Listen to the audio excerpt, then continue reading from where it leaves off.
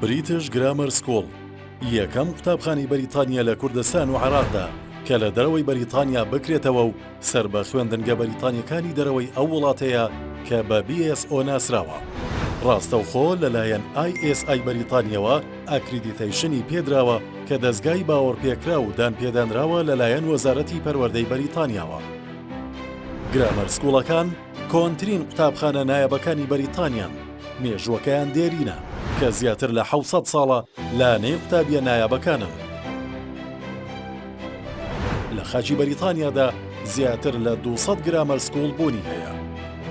سەرەکیترین ئامانجی ئەم قوتابخانانە دروستکردنی نەوەی سەرکردەیە کە زۆرێک لە سەرکردەکانی بەریتانیا و کەسە ناودارەکان دەرچووی ئەم قوتابخانانن. بریتیش گرامەر سکوڵ لە کوردستان تاکە خوێندنگەیە کە هەموو 2 ساڵ جارێک لە بەریتانیاوە هەڵسەنگاندنی بۆ دەکرێ و راپۆرتی دەدرێتە وەزارەتی پەروەردەی بەریتانیا.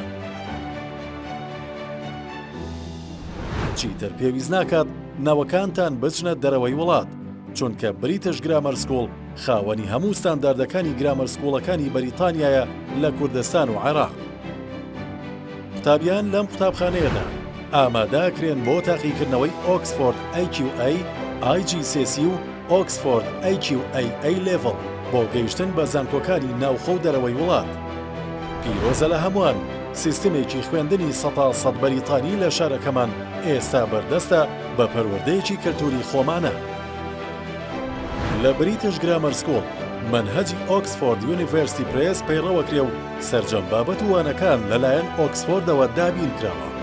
مامۆستاکانمان ڕاهێنراوی ئۆکسفۆردن، بەمەش دەبینە یەکەم قوتابخانەی ئۆکسفۆرد لە شارەکەماندا. دەرچوانی بریتیش گرامەر سکوڵ دەبنە هەڵگری بڕوانامەکانی قوتابخانەی نێودەوڵەتی ئۆکسفۆرد.